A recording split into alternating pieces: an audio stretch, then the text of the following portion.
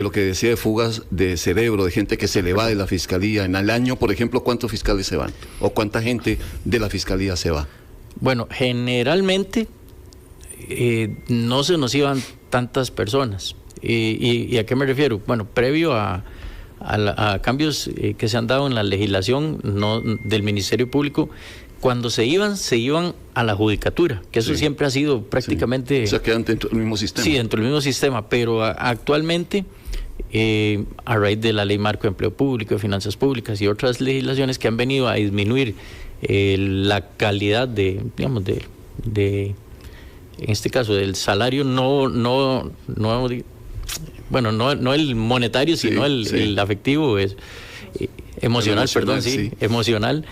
Sí hemos visto varias fugas de fiscales que renuncian y se han ido ya más bien a la parte privada. Eso no lo habíamos visto anteriormente. ¿Y son regularmente que abogados o se van a qué? No, se van, bueno, como ya tienen mucha experiencia y también han sido bastante capacitados por el Poder Judicial, se van como abogados litigantes. Claro. ¿Y hay cifra fiscal? ¿Cuántos más o menos?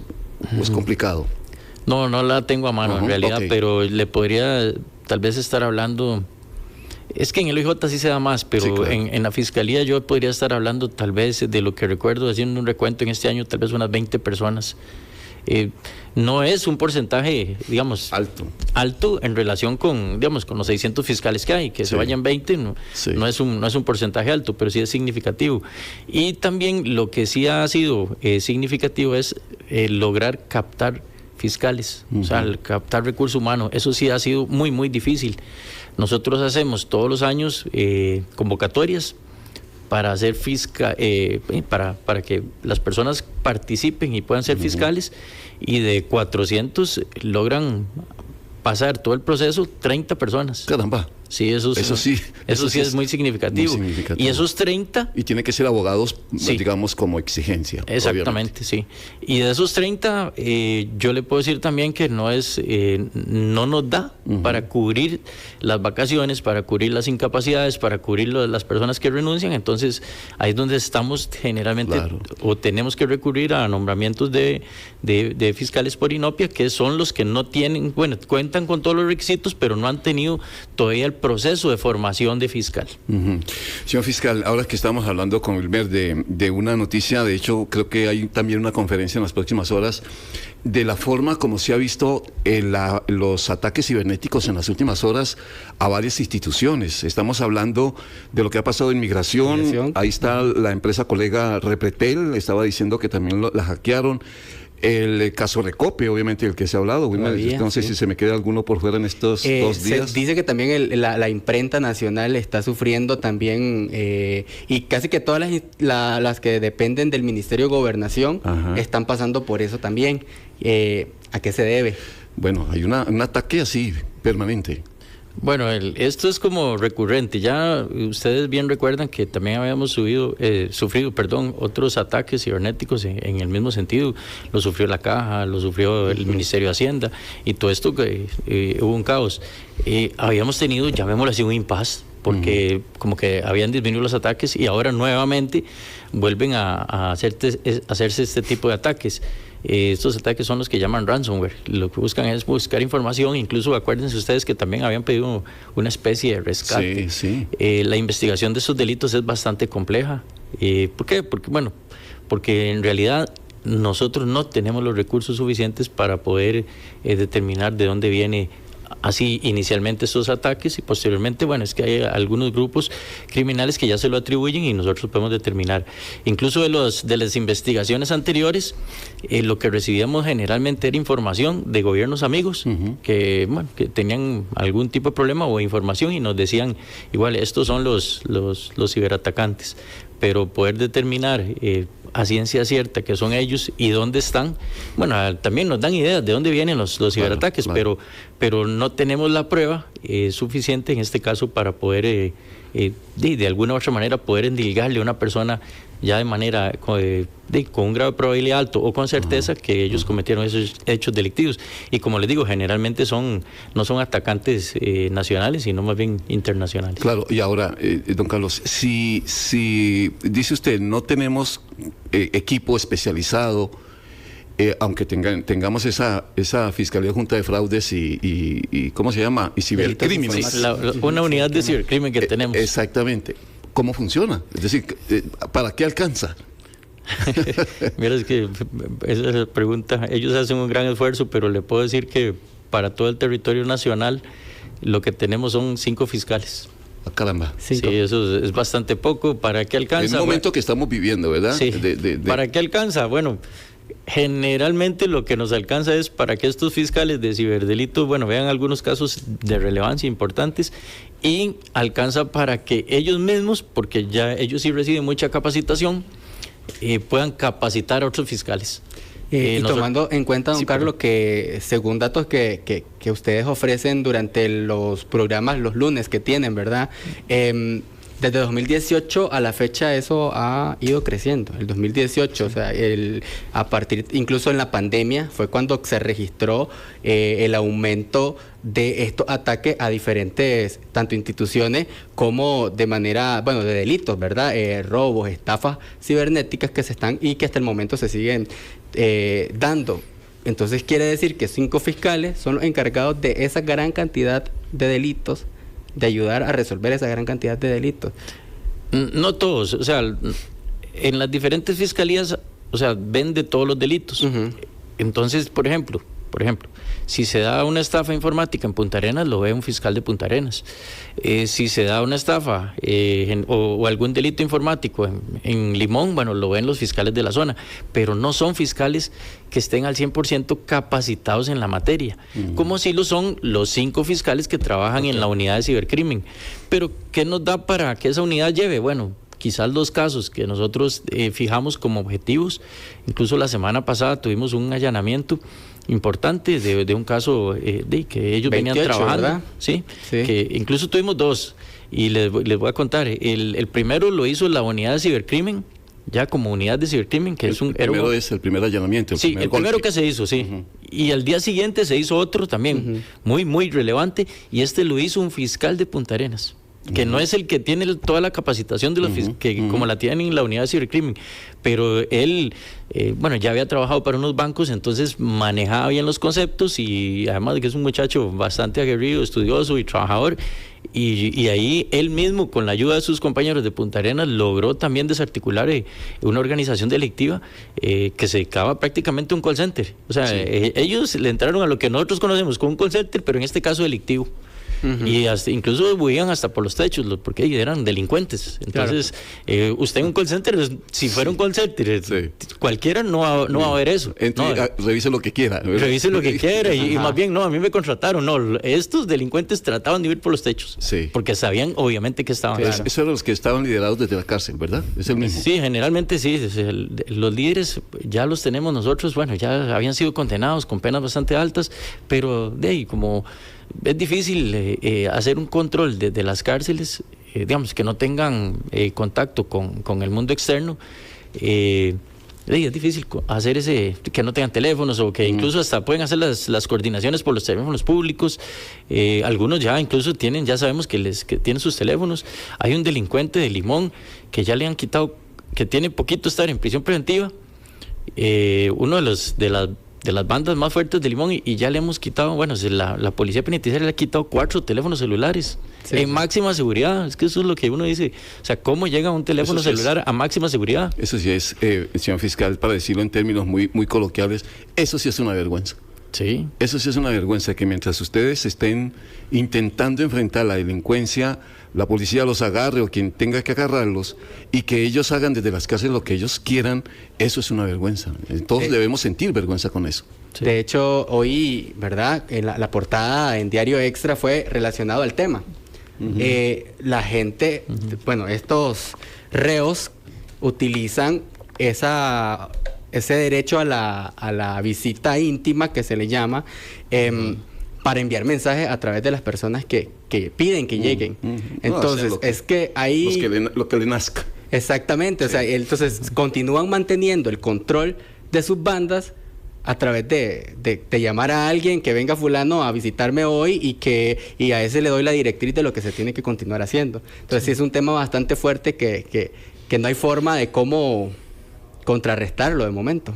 Es un tema muy difícil porque tampoco podemos limitarle a las personas privadas de libertad que se comuniquen con sus familiares o que tengan ese derecho a visita íntima. ¿Por qué? Porque, en un país o en un Estado de Derecho lo que se limita es nada más la libertad de estas personas. Todo lo demás se supone que debería funcionar como en la realidad. Incluso, hay tesis de que deberíamos de tratar de ir haciendo las cárceles como si fuera un modelo normal de vida.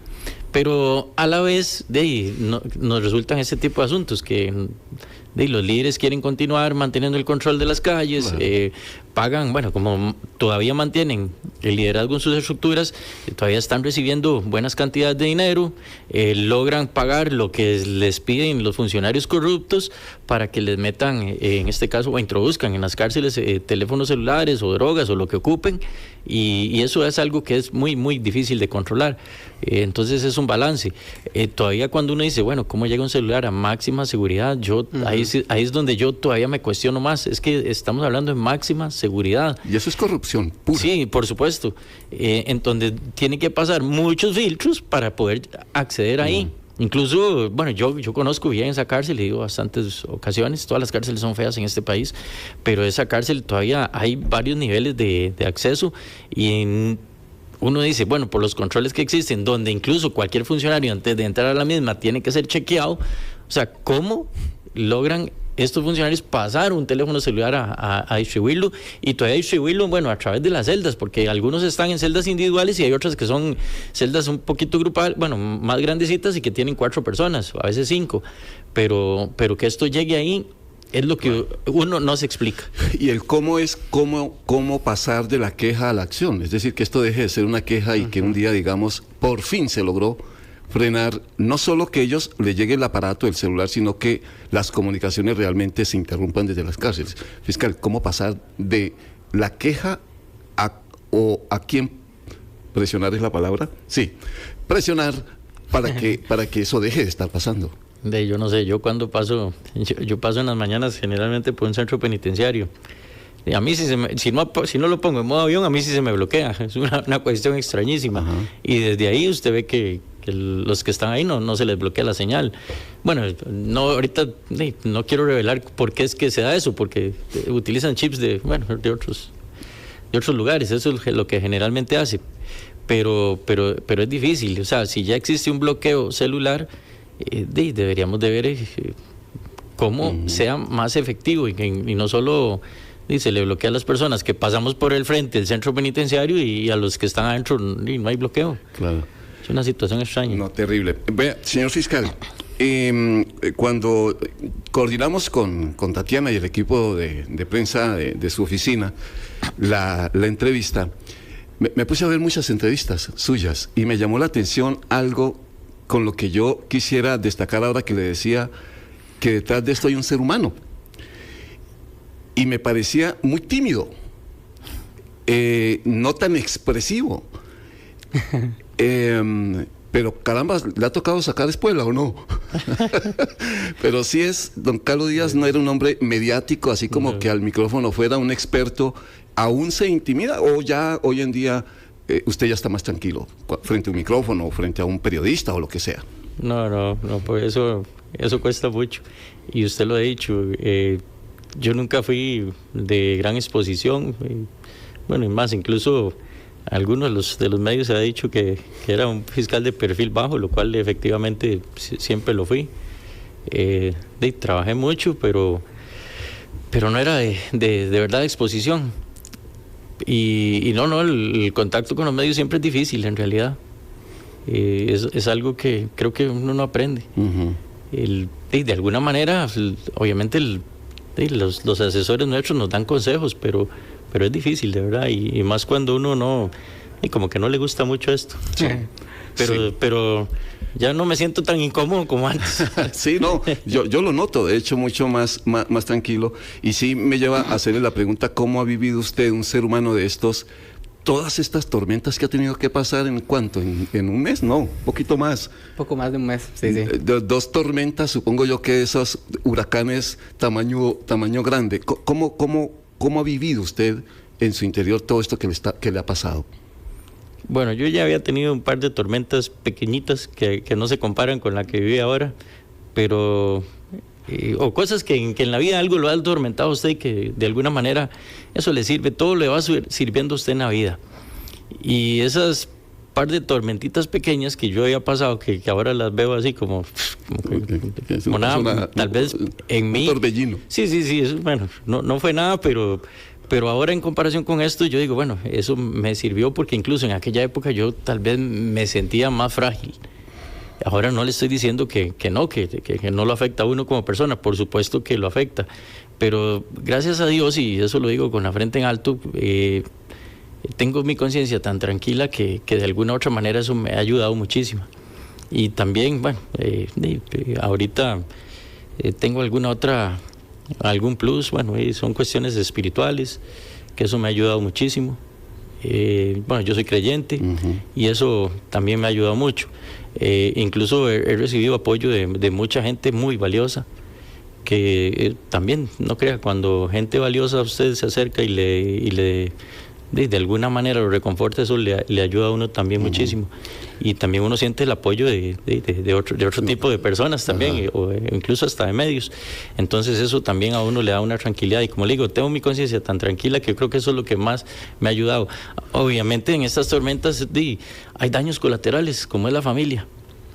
Y eso sí, a mí me duele muchísimo ver, quizás, o me dolía ver mucho a mi mamá, y prácticamente ni dormía. Y bueno, diciendo que estaba haciendo oración, y gente que de verdad que me decían, estamos orando por usted, no se preocupe, todo va a salir bien. Eso de alguna u otra manera, bueno, es lo que a veces uno dice, ¿por qué tiene que suceder estas cosas y afectar a otras personas que uno quiere? Claro. ¿Cuál de las dos tormentas casi lo noquea? ¿Cuál de las dos? Bueno, obviamente que al oyente desprevenido estamos hablando del nombramiento de su compañera, el ascenso, que fue un caso. El otro fue el de la sociedad, aquella con un hombre que ha sido investigado, en la que usted aparecía. ¿Cuál de las dos, que quizás ahora hablamos un poco más, pero cuál de las dos dijo usted, caramba, esto me va a noquear? No, es que, bueno, lo de las sociedades no, porque eso es ninguna de las dos. Si usted me dice que cuál me va a noquear, ninguna. Pero, y es más, si las dos estuvieron tan cerca que yo, en realidad no, si usted me dice, hay diferencia entre una y otra, no, para mí todo esto ha sido un solo evento, que se ha alargado durante un mes. Lo de las sociedades, yo ya lo expliqué, eso era cuando era estudiante, es más, salió una nota, creo que ustedes mismos, que decían que tenía 19 años cuando ustedes, yo no había terminado eso, y mira, sí es cierto, apenas tenía 19 años, estaba empezando, yo tenía que trabajar para estudiar. Y es algo que en realidad también mucha gente me ha dicho, y es más, incluso yo fui citado al colegio de abogados, y ahí los abogados me decían, aquí sí usted no nos tiene que explicar nada, todos sabemos que esta situación se daba y que es una cuestión muy normal. Incluso hay abogados que todavía, y hasta diputados que me llaman y dicen, yo estoy en la misma situación que usted. O sea, con la cuestión de las sociedades, y no nos podemos desligar de la misma. Es un trámite muy engorroso, que ya incluso, bueno, hemos logrado, yo he ido logrando ya ligarme de algunas, pero no de todas. Y como le digo, esto fue por motivo de mi trabajo. Y la otra, en realidad también, como le digo, tengo mi conciencia tan tranquila que eso no me ha quitado digamos, mis ganas de trabajar ni el sueño, y mucho menos, como le digo, tengo la conciencia muy en alto todavía. Señor fiscal, usted mencionaba eso de que ha ido saliéndose ya de algunas, desligándose de algunas de estas sociedades. En una entrevista que nosotros le hicimos en el momento que salió esto, nos había comentado el hecho de lo complicado que iba a ser, porque tenía que buscar a los socios, ¿verdad?, para poder empezar el proceso. ¿Qué tan efectivo ha sido? ¿Cómo va ese proceso? Todavía faltan muchas sociedades. ¿Cómo va? Coméntenos un poquito sobre Vea, eso. Ahí lo que hice, así como para resumirle, fue buscar al abogado con el que yo trabajaba. A manera de resumen, eso fue lo que hice. Logré dialogar con él. Yo con él no tenía contacto prácticamente desde que me dejé de trabajar con él en el BID. Estamos hablando de finales del 97, pues yo entré el 1 de enero de 1998 al Poder Judicial. Desde esa época yo no tenía contacto, a pesar de una vez que me lo topé en una venta de muebles. Eso fue lo único. Y yo no tenía ni siquiera el teléfono celular. Me lo encontraron, me lo dieron, lo contacté, y ya me reuní con él y le pedí por favor que me ayudara a salir de todas las sociedades. Bueno, y él muy amablemente más bien me dijo, yo estaba esperando que usted me contactara para ayudarle. Yo hice mi propio estudio de las sociedades en el registro público. Ese día se las llevé y le digo, vea, en estas son en las que todavía aparezco en la junta directiva, y en estas ocupo que usted me ayude. Incluso yo ya le di a él parte de lo que, digamos, de lo que hicimos fue, yo le otorgué un poder especial a él para que él me represente en todas esas, en todas esas peticiones. Él me dijo, todavía tengo contacto como con 4 o 5 sociedades, o sea que él todavía es el abogado de esas, entonces eso, por lo menos en esas nos va a facilitar mucho. Creo que ya incluso esas ya se presentaron los testimonios respectivos de las escrituras en el registro público, y en las otras él está haciendo igual los contactos para ver cómo consigue a los socios. Y además, también haciendo incluso notificaciones a las personas de que queremos que me saquen, pero como le digo, yo le di un poder especial a él y él ya se está trabajando en eso. Si usted me dice, Wilmer, ahorita no sé en cuáles, pero sí sé que ya incluso el registro ahora trabaja muy ágil. Usted prácticamente presenta una escritura y al día siguiente ya está inscrita. No era como en aquellos tiempos cuando yo trabajaba que había que esperarse 2 o 3 meses. Claro. Ahora es inmediato prácticamente. Entonces ya incluso sería cuestión de ir un día esto yo a corroborar y yo ya hasta le podría decir, ya no aparezco. Y en las otras estamos trabajando. Sí, señor fiscal, a uno le queda la sensación que por mucho que usted explique, ¿verdad?, quienes ya tomaron posición en su contra van a publicar, yo me imagino aquí nuestro WhatsApp, los mensajes que debemos tener, dígale que por qué no ha renunciado, que ha sido una frase más o menos continua. Y digo, por mucho que explique esa sombra, caramba, si va a ser difícil disiparla. Porque obviamente queda la gran pregunta, señor fiscal, ¿qué pasó? O sea, ¿cómo es posible que el fiscal, que Carlos Díaz, cuando estaba aspirando a ser fiscal, uno supone le expulgan la vida completa de la A a la Z y se va a eso? O sea, ¿cómo es posible que el fiscal aparezca en una sociedad así y nadie se dé cuenta? Y solamente cuando estalla el escándalo. No, el Poder Judicial sí se dio cuenta, por supuesto. Ellos hacen un buen estudio. Y ellos más bien me preguntaron, y eso fue parte también de la dinámica, que yo les dije, vea, en esa sociedad yo aparezco, pero yo no tengo ninguna participación, yo no soy accionista, no tengo representación legal, judicial ni extrajudicial en ninguna de esas. ¿Y nadie se quejó? No. Dentro de los investigadores, en el caso suyo, por ejemplo. No, es que digamos, yo expliqué y ellos me dicen, ¿por qué usted tiene estas sociedades? Si fueran mías, yo igual podría decir, bueno, aparezco por este motivo, pero como yo les expliqué claramente, yo aparezco en esas sociedades porque así, esa es la práctica, digamos. Por eso le digo, cuando fui al colegio de abogados, todos los abogados me decían, aquí usted no nos tiene que explicar nada, todos entendemos que esa situación es así, además de que todos son como contemporáneos de uno, entonces sabemos qué era lo que pasaba en aquella época. Entonces ahí es donde precisamente esa situación yo le explico en el Poder Judicial y ellos no ven ningún inconveniente. Incluso, ¿cómo saber que una persona está involucrada en un acto delictivo? Bueno, incluso hay que hasta presumir el derecho de inocencia de esa persona. Aparece en un proceso penal, pero todavía no ha sido condenado. Entonces, y yo no tengo ningún contacto con él, como le digo, ni lo conocía, y yo... O sea, es difícil. Esa situación sí, el Poder Judicial sí se dio cuenta y la exploró. Y obviamente como yo les doy una respuesta satisfactoria, en el sentido de que todo esto se debía, o por lo menos yo aparecía en esas sociedades porque era cuando era estudiante, y fue, como le digo, hace más de 25 años, 26 años. Otra otro tema siempre relacionado a esto. Pero permítame, Wilmer, solo un segundo, por favor. Vamos a cumplir un compromiso que siempre cumplimos a esta hora, un corte rápido, y regresamos con la entrevista esta tarde con nosotros aquí en nuestro estudio, en nuestra cabina, el señor fiscal Carlos Díaz, quien nos está visitando, una convocatoria que hicimos de una entrevista desde hace ya algunos días, y queremos explorar con él muchos temas de los cuales obviamente hay interés nacional. Ya volvemos. Asiento Extra por Extra Radio. Asiento Extra por Extra Radio. Son las 2 de la tarde, 33 minutos. El diálogo esta tarde con el señor fiscal Carlos Díaz. Wilmer, ¿lo interrumpí? Sí, no, todo bien, no se preocupe. Don Carlos le comentaba, ¿verdad? Aparte de estas tormentas que ya comentamos hace poco, no es solo una tormenta. Bueno, ¿cómo? ¿Cómo es ser fiscal en un momento en el que se reciben amenazas a través de redes sociales, a través de correos electrónicos, por mensajes de texto? ¿Cómo sobrelleva esto? Y si las amenazas han continuado, se han frenado, qué tan serias son, qué tanto hay para decir, ya no solo es una amenaza, sino que ya podría ir pasando a una acción.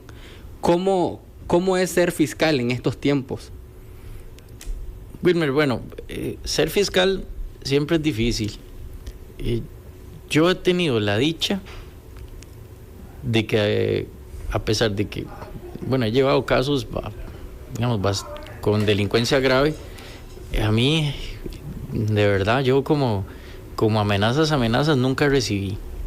Que eso a veces recibe uno más amenazas de otros grupos de poder que de parte de los verdaderos delincuentes, que eso es lo que yo a veces digo. Las amenazas que yo he recibido ahora son de grupos de algún grupo que le interesa algo, y no de los verdaderos delincuentes, digamos, de los que matan. Yo he tenido esa dicha, siempre he trabajado prácticamente sin miedo, pero sí sé que hay compañeros que han recibido amenazas y que reciben amenazas bastante graves de grupos de organizaciones criminales que sabemos que tienen 2, 3, 4, 5 homicidios. Ahí yo creo que eso sí da bastante miedo. Claro. Yo le reitero, he tenido la dicha que yo no he recibido esas amenazas. Las que he recibido recientemente, bueno, las tomo como, no es que tampoco diga no son nada, no, hay que tomar sus precauciones, sí, pero en realidad tampoco me desviven o me quitan el sueño. En realidad no, y se lo digo de la manera más sincera. Yo vivo incluso en un lugar, en Acerrí, es un pueblito, ahí, bueno, usted ve los vendedores de droga en la calle y toda la cuestión, pero ya cuando uno vive en esos lugares, usted se acostumbra a convivir con todo eso. Y yo sinceramente tampoco he visto nada anómalo, nada extraño, más que a veces hay un vehículo ahí siguiéndonos, pero nada del otro mundo. A veces más bien yo hasta siento que es como, lo hacen hasta a propósito para que vean, los estamos siguiendo y crear algún tipo de alarma. Pero no, en realidad, vieras que yo me siento completamente tranquilo, y solo un día también que vi un sujeto ahí parqueado al frente de mi casa en una actitud muy extraña, porque ahí no es un lugar como para que alguien esté a la pura par de la entrada de mi casa, y no es un vecino. Entonces era una situación bastante anómala, pero aparte de eso, en realidad yo lo tomo con fiscal, tranquilidad. Espere, porque usted me dejó con una espinita. Usted dijo una frase que me llama mucho la atención: le tengo más miedo a los grupos de poder que me quieren, más que a esos delincuentes que quieren matar. Esos grupos de poder, bueno, primero, ¿qué tan poderosos son y qué quieren? Porque una cosa es eliminarlo físicamente y otra es eliminar a alguien moralmente. Esos grupos de poder, ¿dónde están? ¿Qué quieren o por qué actúan? Según usted. A mí un día un amigo me dice, y ahí fue donde yo, digamos, como que desperté las alarmas, porque como le digo, yo a los delincuentes, y creo que así lo sentimos la mayoría de los fiscales, ellos se mueven con un código. Y de verdad, hasta los mismos delincuentes tienen un código, porque ellos saben que el trabajo del fiscal es incómodo y que nosotros les vamos a ir a pedir una condena y que vamos a querer que ojalá estén, bueno, si pedimos 50, que estén los 50 en la cárcel. Pero ellos tienen un código, y de verdad sí lo he visto yo a través de mis años. Pero actualmente ese código, como le dije, con algunos grupos ahí que uno cree que andan, ese código no existe. Y se han pagado campañas de troles y ustedes ven los ataques en troles, porque eso es lo que hacen, y lo atacan a usted moralmente, y esa es la lucha de ellos. Incluso todavía recientemente se inventan una otra noticia de que por orden mía y que don Rodrigo Arias habíamos parado unas donaciones que venían de El Salvador hacia Costa Rica, que hay una noticia más falsa que esa. O sea, ¿y cómo? O sea, bueno, y no hay sustento de eso, y ahí siguen como la gran cosa, o sea, una persona haciendo ese tipo de denuncias, y que ojo, y que ahora se habla también de un golpe de estado judicial, si yo hago lo que tengo que hacer. O sea, eso a mí me parece, no sé, muy bajo, en realidad muy bajo, porque eso es lo que se habla. Dicen, ahora va a venir un golpe de estado judicial, pero es diciendo, si usted hace lo que tiene que hacer, entonces es un golpe de estado judicial. Eso a mí me llama mucho la atención, y como le digo, son grupos de poder que de alguna u otra manera lo que tratan es de disminuirnos, y que en la fiscalía no sé, seguro piensan que vamos a estar ahí pensando que no tenemos lo que tenemos que hacer, porque que van a pensar que es un golpe de estado judicial. No, yo voy a hacer lo que tengo que hacer, obviamente de manera fundamentada y todo conforme a la ley. Pero a mí que me digan que yo, no sé, saque una acusación contra X persona y que eso sea un golpe de estado judicial, pues la verdad eso no me desmotiva para hacer lo que tengo que hacer. ¿Grupos de poder políticos, económicos, o grupos de poder qué? ¿Y cuál es el interés también? Que es una hay cosa de todo, que me llama la atención. Don Henry, hay de todo. Hay grupos políticos, hay grupos económicos. Bueno, lo que decía que me dijo el amigo, dice, vean, cuídese mucho, porque eso me lo dijo él sin fundamento, pero me dice, cuídese mucho, porque el dinero que se mueve aquí es mucho, y es más que o sea, ellos tienen más intereses que incluso los delincuentes de afectarlo a uno.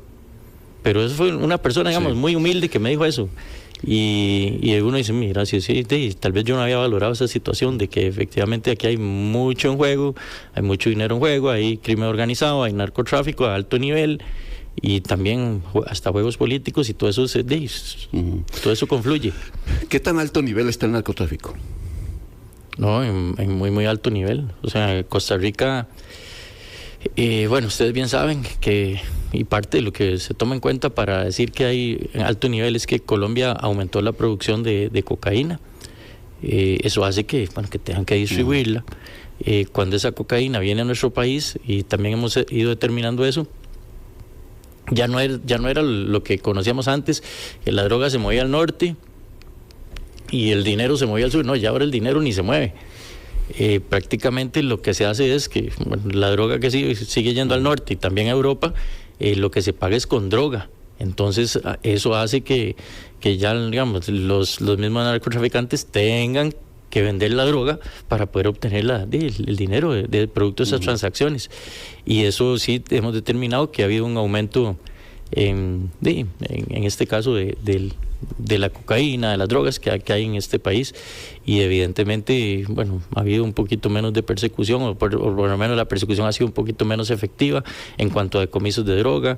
Los envíos siguen yendo a Europa, la droga sigue traficando hacia el norte, su curso hacia el norte, y nosotros de alguna manera todavía no somos tan efectivos como fuimos en el pasado. Don Carlos, se hablaba inicialmente que los homicidios en el país se daban principalmente por territorios, por pleitos de territorio, conflictos de banda. Actualmente hay una reducción de al menos 40 o cerca de 40 homicidios en lo que va del año en comparación a 2023. Sí. Aún así es una cifra demasiado alta en comparación a los años anteriores. ¿A qué se puede atribuir esta disminución de homicidios? Las bandas han migrado, las bandas continúan o han frenado los conflictos entre ellos. ¿A qué se podría atribuir esto? Wilmer, yo le voy a exponer 3 casos acciones muy puntuales que hemos desarrollado. Y cuando digo hemos desarrollado, no voy a referirme solo al Ministerio Público, sino Fuerza Pública, OIJ, Ministerio Público. Nosotros iniciamos este tipo de acciones en febrero creo que fue fue febrero del año pasado. Hicimos una acción conjunta, Fuerza Pública, OIJ, Ministerio Público en la provincia de Punta Arenas. Eso ahí nos dio muy buen resultado. ¿Por qué? Porque ese día incluso una de las personas que lideraba uno de los grupos fuertes de Punta Arenas, ahí en Chacarita, decidió pasar con su carro, prácticamente, perdonen la expresión, jugando de vivo al frente de los operativos, como diciendo, ustedes a mí no me tocan, no estoy haciendo nada. Pero ya nosotros teníamos una causa contra ellos. Entonces se les detuvo, se les quitó los teléfonos celulares, se hizo la apertura de los teléfonos celulares, bueno, y además de otras acciones que se desplegaron ya muy específicas en la zona, logramos demostrar varios homicidios. Bueno, esa banda prácticamente quedó desarticulada unos meses después. ¿Por qué? Porque en ese día obviamente estas personas no fueron detenidas, pero una vez que se da la apertura de la evidencia y logramos determinar que, bueno, con esa prueba podemos demostrar varios homicidios, quedaron más o menos detenidos, creo que fue meses después, en octubre. Esa manera de trabajo, que fue la primera vez, nosotros vimos, mira, nos resultó bien. ¿A qué me refiero? A ir a hacer un trabajo conjunto en este tipo de casos y de alguna manera con todas las tres fuerzas actuar de una manera más fuerte, y no solo una, digamos, no solo la fuerza pública con los escasos recursos que tiene. Entonces ya los tres vimos que eso era bueno. En Limón, que fue la otra zona, que es, ustedes bien saben que Limón históricamente, yo trabajé en Limón 6 años, y históricamente Limón siempre ha sido una provincia violenta, sin llegar a estigmatizar a nadie, pero bueno, la cantidad de homicidios así lo señala, sin tener que, nada más con solo ver los números. En Limón prácticamente en el año, es que a veces me confunden, creo que fue a principios de este año, nuevamente decidimos actuar de manera conjunta los tres cuerpos, Fuerza Pública, OIJ, Ministerio Público. Y ahí en conjunto prácticamente estuvimos como un mes, creo que fue a inicios de año, enero, febrero, y nuevamente vimos que durante ese mes que estuvimos trabajando de manera conjunta Fuerza Pública, no hubo homicidios por sicariato. Es más, yo creo que solo hubo un homicidio, que eso fue un récord en Limón. Pero además el trabajo se mantuvo sostenido y muy enfocado. Y ahí quiero rescatar el trabajo del fiscal adjunto, en este caso desde la zona, también con el jefe policial del organismo de investigación judicial, y los dos continuaron un trabajo bastante fuerte y enfocados. E incluso, bueno, ahí sí le puedo decir, por iniciativa de la fiscalía, nosotros pedimos una reunión con el OIJ y les dijimos, bueno, todos sabemos, bueno, por lo menos se manejaba mucha información de que los homicidios los comete este sujeto y que está en guerra con la H. Bueno, un sujeto de apellido Peña Russell, que es el que le han quitado los 4 celulares dentro de la cárcel. Ahí está. Sí, y está en guerra con la H, que es otro grupo que se suponía que era liderado por uno o dos sujetos de nacionalidad hondureña y otros sujetos que también nicaragüenses que se hacían pasar por hondureños.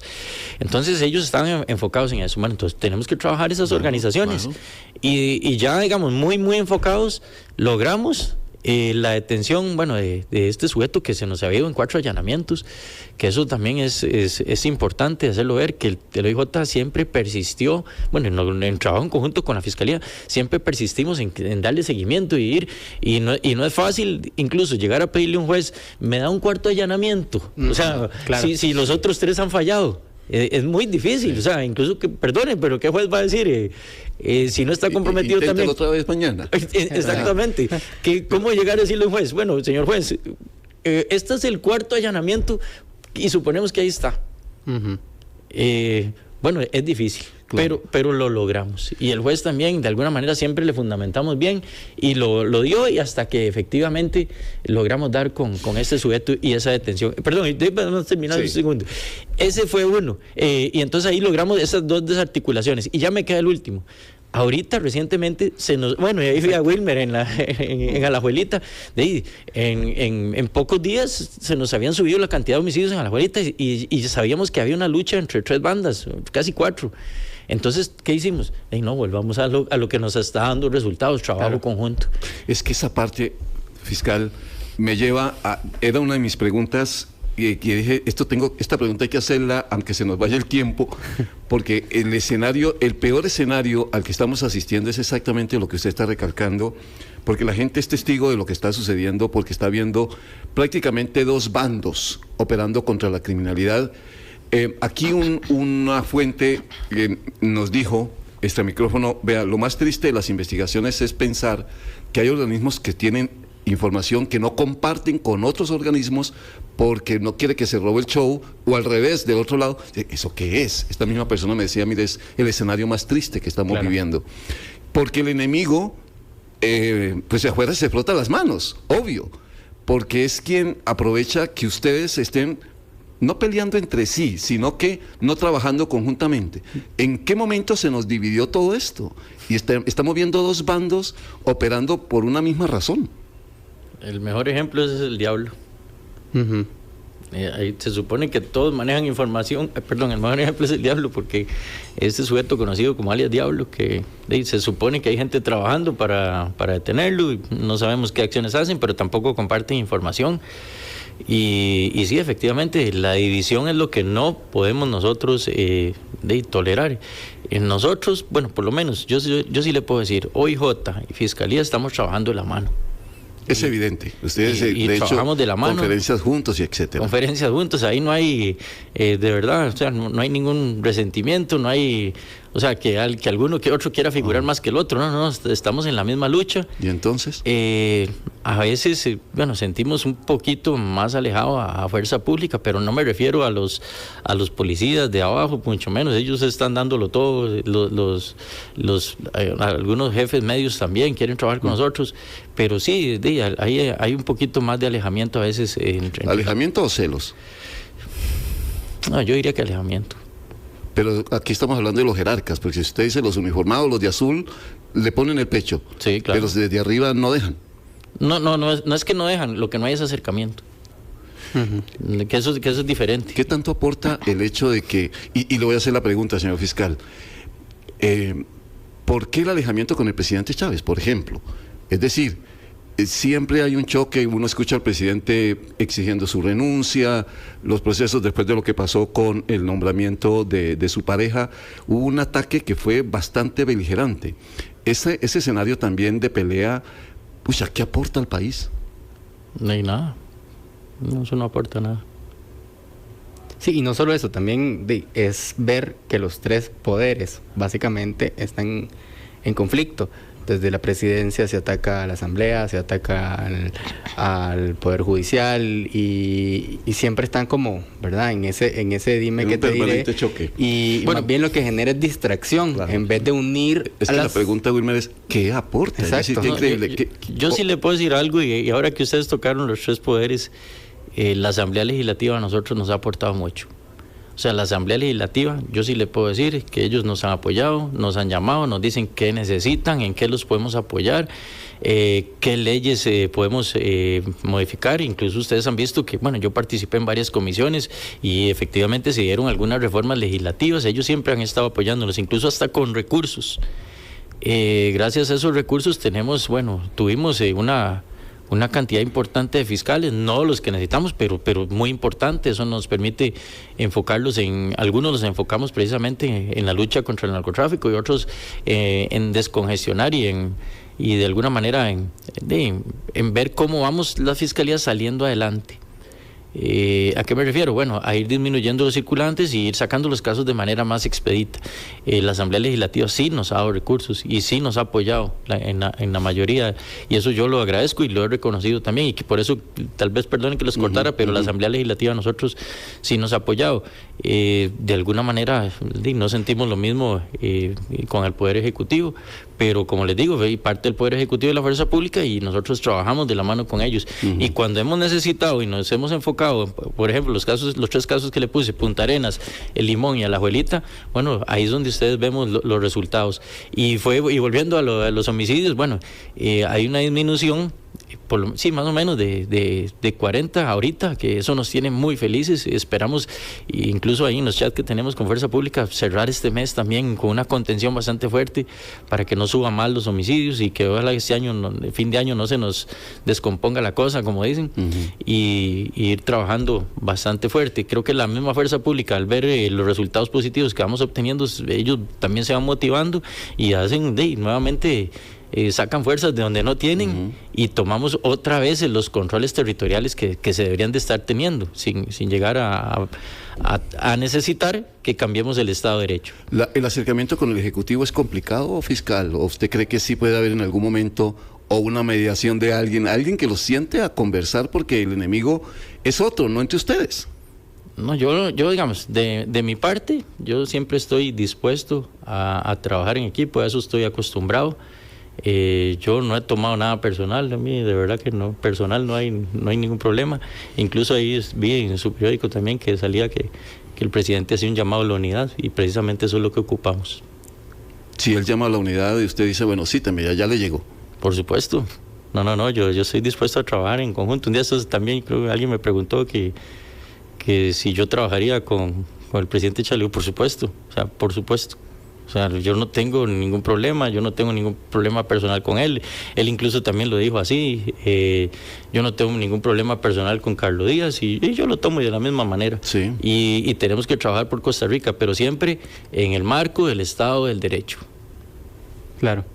Y finalmente, Wilmer. Sí, una final. Solo para... ¿A qué hora se nos fue el tiempo? Qué impresionante cómo corre el tiempo. Ahora demasiado rápido. Como darnos una actualización de cómo está el país en comparación al año pasado, a casi del cierre de este año, en relación a los delitos como del lavado de dinero principalmente, el narcotráfico, que son los que están atacando mucho, y verdad hay casos que en este año pues también se han dado megacasos, verdad, que han sido muy sonados. Tal vez darnos una actualización en qué estamos actualmente. Bueno, la situación, como se lo dije, para mí es complicada. Ha habido un incremento del narcotráfico. Bueno, todo eso el termómetro son los homicidios, así de sencillo. Pero hemos logrado, por lo menos, contener la curva, porque de acuerdo a las proyecciones que llevamos, incluso el año pasado, bueno, los estadísticos saben eso, y nosotros también, para este año la proyección era que fuera mayor la cantidad de homicidios que las del año pasado. Y logramos, bueno, hasta el momento ojalá siga por esta misma línea, estabilizar la curva.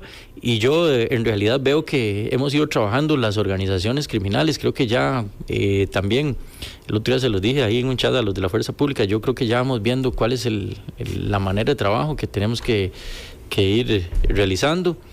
Y haciendo un trabajo conjunto, Fuerza Pública, OIJ, Ministerio Público, y prácticamente como al día. O sea, no dejar que, como nos sucedió a la abuelita, que en 3 días nos cometieron 5 homicidios y que se proyectaba más. Bueno, en eso hay que actuar de manera inmediata, y donde veamos que sucede algo así, hay que actuar de manera inmediata.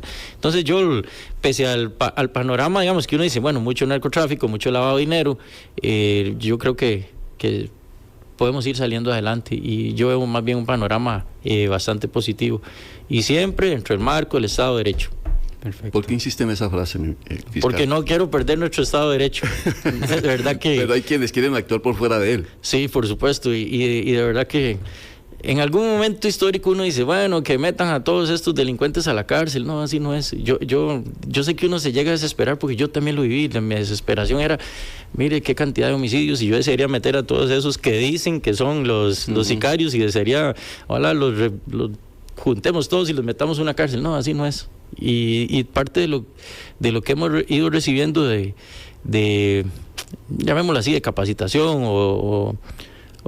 o ayuda de incluso de otras personas que han vivido situaciones peores como las de nosotros, como Medellín, que en estos estaba yo allá en en una reunión en Medellín, y decía el alcalde de Medellín que ellos en el año 1991 fueron la capital mundial de los homicidios, y dijo que tenían, son más de 300 homicidios por cada 100,000 habitantes. Nosotros ahorita en esta época, bueno, el año pasado tuvimos 17, y yo decía, yo no quiero ser el fiscal de allá, porque imagínense 300, y si nosotros ahorita con 17 creemos que es una situación bastante lamentable, ahora con 300 y resto de homicidios, 348 creo que era, lo que no quiero fallar, que me falle la memoria, pero ellos lograron salir adelante. Y también respetando el Estado de Derecho. Entonces, y también salió adelante, por ejemplo, Italia con la mafia italiana, también respetando el Estado de Derecho. Bueno, es cuestión de obviamente, de más recursos, y si vemos que teniendo presencia policial en esos diferentes lugares obtenemos resultados positivos, bueno, yo creo que esa es la fórmula. Claro. Y hay que invertir, y como lo dijo, ya para terminar, hay que invertir en seguridad, y esa inversión, como dijo el general Naranjo, que vino a dar una conferencia, tiene que ser proporcional a la necesidad. Totalmente, que lo tuvimos aquí en una entrevista al general Naranjo, mejor policía del mundo, que llamaron el hombre que dio de baja a Pablo Escobar. Sí. Señor fiscal, muchas gracias. No, gracias a usted, don Henry, y a don Wilmer. Que pase una feliz Navidad, feliz año, y ojalá por el bien del país a usted le vaya bien. Sí. ¿Verdad? No es a mí en persona, es al Ministerio Público. Wilmer, gracias. No, gracias a usted. Sí, Asiento Extra hoy con el señor fiscal Carlos Díaz, aquí a través de 92.3 FM, el programa que obviamente todas las tardes siempre trae estas opiniones. Asiento Extra. Adiós.